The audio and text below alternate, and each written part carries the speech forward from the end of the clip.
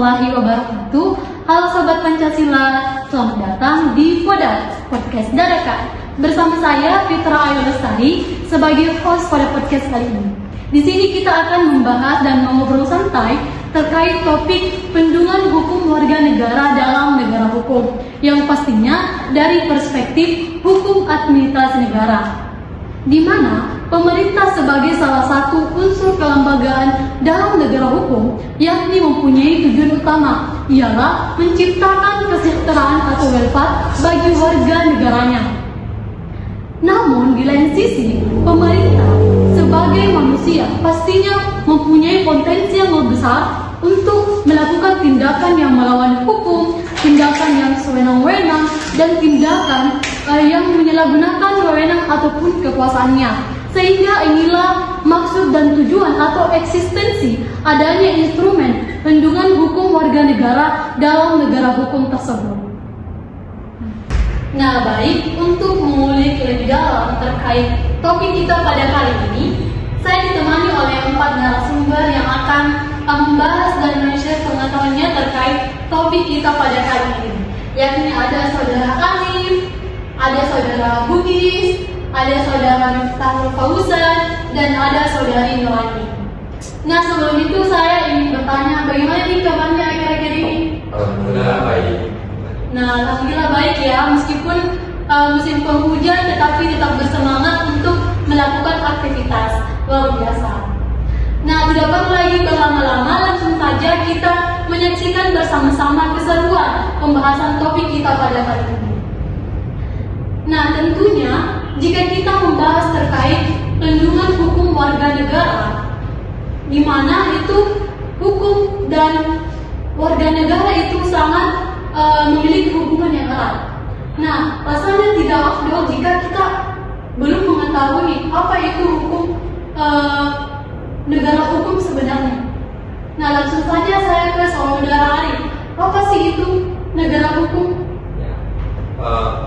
Pertama, saya berterima kasih atas moderator untuk kesempatan kali ini. Sebenarnya apa sih itu negara hukum? Kalau kita berbicara soal hukum, kita akan berbicara soal peraturan. Di Indonesia sendiri, Indonesia termasuk dalam negara hukum. Kenapa negara hukum? Karena di konstitusinya sendiri mengatakan bahwa di pasal 1 ayat 3 di situ mengatakan bahwa Indonesia adalah negara hukum. Nah, apa sih itu negara hukum? Nah, negara hukum adalah di mana negara memiliki peraturan, di mana peraturan ini berfungsi untuk membatasi negara tersebut dalam melaksanakan kekuasaannya. Dalam sederhananya begini, kan negara kan adalah kekuasaan yang besar. Dan di mana ketika kita melaksanakan kekuasaan tersebut, maka perlu ada peraturan-peraturan untuk membatasinya agar supaya kekuasaan tersebut tidak disalahgunakan. Misalkan seperti ketika terjadi penyalahgunaan kekuasaan, maka tentu akan berdampak buruk terhadap jalannya negara itu sendiri. Makanya perlu ada aturan-aturan, perlu adanya hukum-hukum untuk membatasi kekuasaan tersebut agar kekuasaan tersebut dapat dijalankan dengan baik. Mungkin itu dari saya. Jadi kesimpulannya itu negara hukum itu membatasi kekuasaan pemerintah untuk menjalankan kekuasaannya ya. Jadi negara hukum dan perlindungan warga negara hukum dalam mempunyai hubungan yang sangat erat, yakni untuk menciptakan kesejahteraan bagi warga negaranya. Namun seperti yang kita ketahui bahwa kesejahteraan warga negara itu kadang tidak terpenuhi oleh pemerintah karena akibat tindakan pemerintah itu sendiri.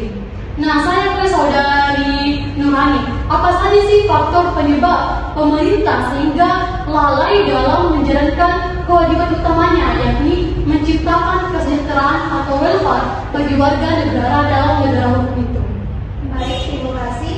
Terkait dengan beberapa faktor mengapa pemerintah tidak dapat memenuhi kewajiban utamanya dalam mensejahterakan warga negaranya. Adapun faktor pertama yaitu pejabat negara yang melanggar hukum, yakni perbuatan yang disengaja maupun yang tidak melanggar undang-undang, peraturan-peraturan formal yang berlaku, yang seharusnya peraturan-peraturan tersebut ditaati dan dipatuhi oleh pejabat negara, akan tetapi mereka melanggar dan sehingga menimbulkan kerugian bagi warga negara. Nah, faktor yang kedua, pejabat negara yang menyalahgunakan wewenangnya. Ia menggunakan wewenangnya untuk kepentingan dirinya sendiri atau kepentingan pribadi dan kelompoknya saja, sehingga mengesampingkan kepentingan umum. Nah, faktor terakhir yaitu perbuatan administrasi negara. Yang dimaksud di sini adalah pejabat negara yang sewenang-wenang, yang dimana perbuatan mereka berada di luar lingkungan ketindakan perundang-undangan. Tindakan sewenang-wenang itu sendiri berupa tindakan melawan hukum oleh penguasa, tindakan melawan undang-undang, tindakan yang tidak tepat, tindakan yang tidak bermanfaat, dan tindakan yang menyalahgunakan wewenang. Nah, ternyata ada 3 faktor ya. Yang pertama ada tindakan yang melawan hukum, ada yang tindakan sewenang-wenang untuk kepentingan pribadinya sendiri, dan ada tindakan yang menyalahgunakan wewenangnya. Sehingga perlindungan hukum ini sangat penting bagi warga negara untuk sebagai perlindungan warga negara dari tindakan pemerintah yang tidak menjalankan kewajibannya ya. Nah, saya ingin mendengar pendapat dari saudara Bintang Fauzani. Jadi seberapa penting sih itu perlindungan hukum warga negara dalam negara hukum? Ya, baik, jadi perlindungan hukum bagi warga negara itu sangat penting dalam negara hukum karena menjamin hak dan kewajiban setiap negara dilindungi secara adil dan tanpa adanya diskriminasi. Jadi sebagai pilar utama negara hukum, perlindungan hukum itu memastikan bahwa pemerintah bertindak sesuai dengan peraturan yang melindungi hak asasi manusia serta memberikan kepastian hukum. Tanpa perlindungan ini, warga negara rentan terhadap rentan terhadap penyalahgunaan kekuasaan, ketidakadilan dan pelanggaran hak. Jadi oleh karena itu keberadaan hukum yang adil, transparan dan dapat ditegakkan itu menjadi dasar kepercayaan masyarakat terhadap negara. Jadi eksistensi dari perlindungan hukum warga negara itu ialah untuk menjamin hak-hak warga negara dan menjamin pemerintah menjalankan kewajibannya sesuai dengan ketentuan yang telah ditetapkan.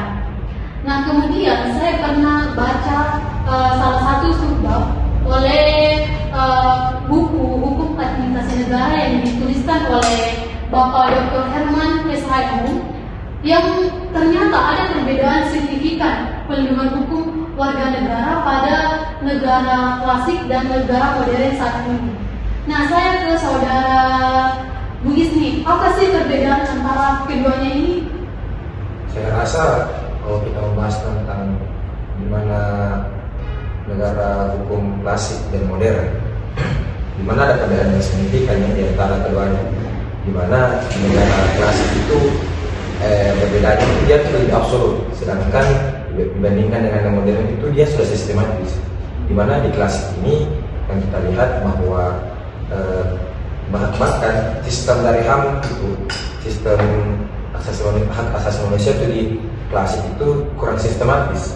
Di mana pada zaman itu pada abad 17 mungkin banyak terjadi penculikan atau pembunuhan atau kekerasan, tapi tidak begitu diatasi karena belum adanya sistematis yang cukup baik dalam peraturan kepemimpinan. Jadi kalau kita melihat juga di pandangan pada masa modern, dia sudah ada yang namanya sistematis yang cukup baik ya di antara keduanya. Karena di zaman dulu itu sistematis, sedangkan di modern cukup mengisi karena ada nih yang namanya Kemenham. Dia mengatur tentang hak asasi manusia, di mana pada zaman sekarang ini apabila ada kasus pembunuhan, penculikan atau kasus-kasus yang mengarah pada hak asasi manusia, sudah banyak aktivis juga sudah banyak. Jadi cukup sulit untuk banyak orang berbuat kriminal atau hal-hal yang tidak diharuskan di dalam hak asasi manusia. Menurut saya perbedaan antara keduanya itu kalau di negara modern itu dia absolut, sedangkan di negara klasik itu dia absolut, sedangkan di negara modern itu dia demokratis. Jadi intinya pada negara klasik itu lebih absolut ya, dan sedangkan untuk negara modern itu lebih demokratis. Kemudian juga melindungi hak dengan pada negara klasik itu lebih mengesampingkan hak-hak asasi warga negaranya. Nah, pertanyaan terakhir nih, seperti yang diketahui bahwa Indonesia adalah negara hukum yang pastinya sangat melindungi hak-hak warga negaranya nih. Nah, saya ke saudara Ari. Nah, sekarang ini apa sih salah satu contoh tindakan pejabat pemerintah Indonesia yang menyalahgunakan kekuasaannya yang dapat berdampak sangat signifikan bagi kesejahteraan warga negara Indonesia yang kita sangat rasakan sekarang ini? Ya, tentu ketika kita bicara soal negara hukum di Indonesia atau state atau the rule of law, maka yang paling besar dampaknya ketika terjadi pelanggaran seperti sekarang itu adalah korupsi. Mungkin salah satunya itu. Saya lihat sekarang di Indonesia. Kenapa dampaknya? Karena korupsi ini sangat berdampak terhadap masyarakat luas. Yang dimana dana yang seharusnya untuk mensejahterakan masyarakat, untuk mensejahterakan ekonomi, tetapi justru disalahgunakan untuk kepentingan pribadi oleh pejabat publik. Makanya korupsi ini sangat berdampak terhadap masyarakat di Indonesia. Di lain sisi, di faktor ekonomi dan faktor sosial, di faktor politik juga ada dampaknya. Misalkan kepercayaan publik terhadap pemerintah itu menurun karena terjadi korupsi. Mungkin itu pandangan saya. Yang jadi salah satu contohnya yaitu korupsi ya, itu karena sangat merugikan warga negara dan sehingga memperlambat terjadinya kesejahteraan bagi warga negara. Nah, baik pemirsa sekalian, itulah topik pembahasan kita pada kali ini yang dapat saya simpulkan bahwa negara hukum dan perlindungan warga negara hukum itu mempunyai hubungan yang sangat erat untuk menciptakan kesejahteraan warga negara. Namun di lain sisi juga kadang pemerintah lalai dalam menciptakan kesejahteraan warga negara sendiri karena tindakannya sendiri, yakni tindakan yang melawan hukum, tindakan yang sewenang-wenang, dan tindakan yang menyalahgunakan kekuasaannya. Nah, semoga apa yang tadi kita bahas dapat memberikan cukup pemahaman kepada pemirsa sekalian, dan juga jika ada yang sudah paham atau tahu terkait topik kita pada kali ini, jangan segan-segan untuk memberikan pendapatnya di kolom komentar. Intinya kita saling men-share pengetahuan ataupun pengalaman. Nah, terima kasih kepada narasumber telah meluangkan waktunya untuk memberikan pengetahuannya dan men-share pengetahuannya terkait topik kita pada kali ini. Baik, itulah pembahasan produk atau podcast dadakan pada kali ini. Sekian dan terima kasih. Wassalamualaikum warahmatullahi wabarakatuh.